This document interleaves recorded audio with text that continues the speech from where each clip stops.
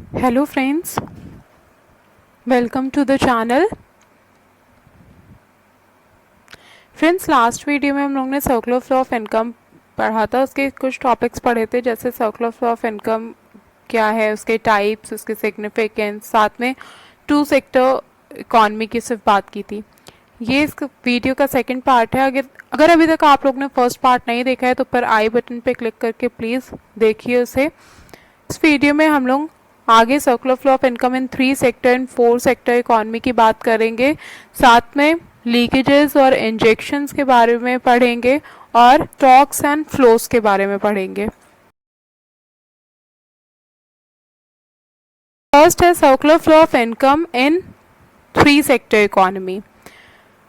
सो जैसा हम लोग ने पढ़ा था circular flow of income in 2 sector economy with financial system, same वही है, बस इसमें 3 सेक्टर में तीसरा आ जाता है गवर्नमेंट। सो हाउस होल्ड और फर्म्स के साथ जो भी हम लोगों ने circular flow of income in 2 sector economy with financial system पढ़ा था, सेम एज इट इज़ वही है। गवर्नमेंट के साथ जो चेंजेस आ रहे हैं इस डायग्राम में जो शो है वो है हाउस होल्ड और फर्म के साथ साथ गवर्नमेंट्स भी फाइनेंशियल सिस्टम या फाइनेंशियल मार्केट में सेविंग्स करती हैं, और फाइनेंशियल सिस्टम जब भी गवर्नमेंट को फाइनेंशियल्स की ज़रूरत होती है तो फाइनेंशियल सिस्टम या फाइनेंशियल इंस्टीट्यूशंस या फाइनेंशियल मार्केट गवर्नमेंट को बोरोइंग्स प्रोवाइड कराते हैं। जब हम हाउस होल्ड्स और गवर्नमेंट के बारे में बात करते हैं तो हाउस होल्ड सेक्टर क्या करता है, गवर्नमेंट को डायरेक्ट टैक्सेस पे करता है, और गवर्नमेंट हाउस होल्ड सेक्टर को वेजेस, सैलरीज और ट्रांसफर पेमेंट कर रहे हैं। फर्म इनको डायरेक्ट और इनडायरेक्ट टैक्सेस दोनों पे करता है, और गवर्नमेंट फर्म को गवर्नमेंट परचेजिंग के साथ साथ सब्सिडीज प्रोवाइड कराती है।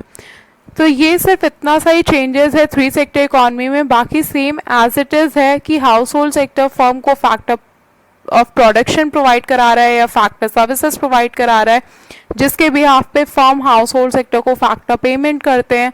फर्म हाउस होल्ड सेक्टर को गुड्स एंड सर्विसेज प्रोवाइड कराते हैं, जिसके लिए house hold sector consumption expenditure करता है, और फर्म्स और हाउस होल्ड सेक्टर की जो भी सेविंग्स होती हैं वो जाती हैं फाइनेंशियल मार्केट में, और जब भी इन लोगों को ज़रूरत होती है फाइनेंसेस की तो फाइनेंशियल मार्केट या मनी मार्केट इनको बोरोइंग्स प्रोवाइड कराता है। सोल सेक्टर जो गवर्नमेंट को डायरेक्ट टैक्सेस पे करता है वो क्या है, income tax, wealth tax.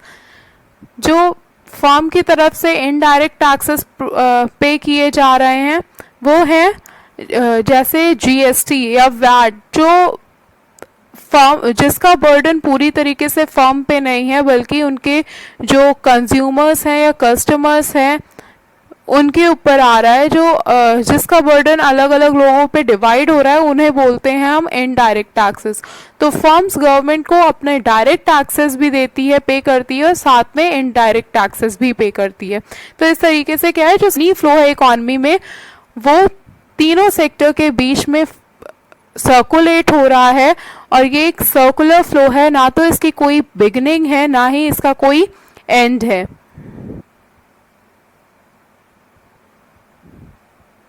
Circular flow of income in 4 sector economy. 4 sector economy में क्या है, सेम 3 सेक्टर इकॉनमी के जैसा ही है।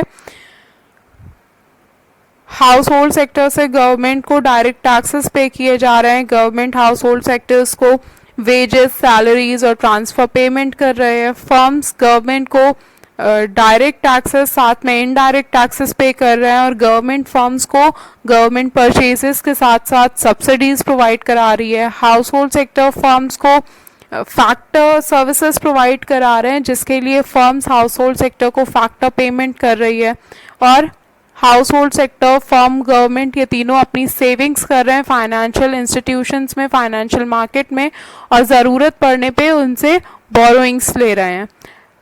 जो 4th सेक्टर आता है इकॉनमी में वो है external sector. External sector basically house hold और फर्म्स के बीच में आता है, क्योंकि यहाँ पे क्या है, फर्म्स एक्सपोर्ट कर रहे हैं एक्सटर्नल सेक्टर में। एक्सटर्नल सेक्टर यानी वो मार्केट जो फॉरेन मार्केट्स हैं, हमारी कंट्रीज से बाहर जो हमारी कंट्री का जो जोग्राफिकल बाउंड्री है उसके बाहर की जो मार्केट है उसमें जब फर्म एक्सपोर्ट्स कर रहे हैं, जो firm goods and services provide करा रही है उसे बोलते हैं एक्सपोर्ट रिसीट।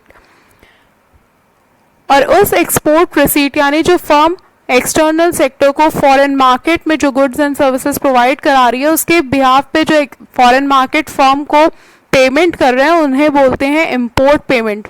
एक्सटर्नल सेक्टर के लिए ये हुई इंपोर्ट पेमेंट और फर्म के लिए ये हुई export receipt. Sector external sector को फैक्टर ऑफ प्रोडक्शन एक्सपोर्ट करता है जिसके लिए external sector house hold sector को नेट ट्रांसफर पेमेंट या नेट फैक्टर पेमेंट देता है। सो इस तरीके से जो इनकम का सर्कुलेशन है वो इकोनॉमी के सारे 4 सेक्टर्स में सर्कुलेट होता रहता है। Now next topic is concept of injections and leakages. Injection is a addition to the circular flow of income. जो हमारी इकोनॉमी की सर्कुलर फ्लो ऑफ इनकम है इसमें जितना भी एडिशन हो रहा है, जो मनी ऐड हो रहा है सर्कुलेट होने के लिए इकोनॉमी में, उसे बोलते हैं इंजेक्शंस। इंजेक्शंस बेसिकली 3 होते हैं, इन्वेस्टमेंट, एक्सपोर्ट्स और गवर्नमेंट परचेजेस। जब हम इन्वेस्ट कर रहे हैं तो क्या है, इकोनॉमी में या सर्कुलर फ्लो ऑफ इनकम में मनी ऐड हो रहा है हमारे इन्वेस्टमेंट से, तो वो हुआ एक इंजेक्शन। एक्सपोर्ट जब हम करते हैं goods and services foreign market में तो उसके लिए हमें पेमेंट होती है, हमारी इनकम जनरेट होती है, तो उससे क्या है, इकोनॉमी के circular flow of income increase कर रही है। फिर जब गवर्नमेंट की परचेजिंग होती है तो उससे भी क्या है, मनी है, मॉनेटरी वैल्यू है इकोनॉमी की, वो बढ़ जाती है। Money circular flow of income में मनी इंक्रीज होता है, सर्कुलेट होता है, तो ये सारी चीजें इंजेक्शंस कहलाती हैं। आता है लीकेजेस। लीकेजेस यानी सर्कुलर फ्लो ऑफ इनकम से विड्रॉल जो हो रहे हैं, विड्रॉल जैसे सेविंग्स, टैक्सेस या इम्पोर्ट्स। सेविंग्स विड्रॉल है क्योंकि जो हमारी इनकम है, एग्जाम्पल हमारी 1000 रुपीज़ इनकम है, उसमें से हमने 800 रुपीज़ एक्सपेंड किया, फिर जो हमारा 200 रुपीज़ बच गया उसे हमने इन्वेस्ट करने के बजाय सेव कर लिया।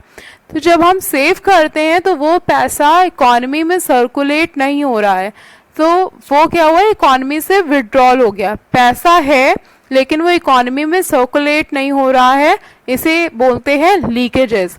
फिर टैक्सेस, यानी जो हम टैक्स पे कर रहे हैं वो भी क्या है, एक तरीके से लीकेजेस हैं।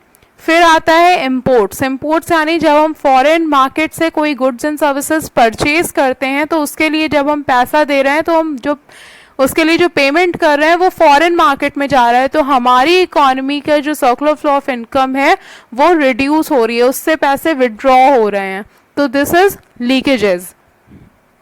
फ्लो ऑफ इनकम की स्टेबिलिटी के लिए ये बहुत ज़रूरी है कि लीकेजेस और इंजेक्शंस दोनों बराबर हों, यानी इन्वेस्टमेंट जितना हो रहा है उतनी सेविंग्स हों, जितने एक्सपोर्ट्स हो रहे हैं उतने ही इम्पोर्ट्स हों, और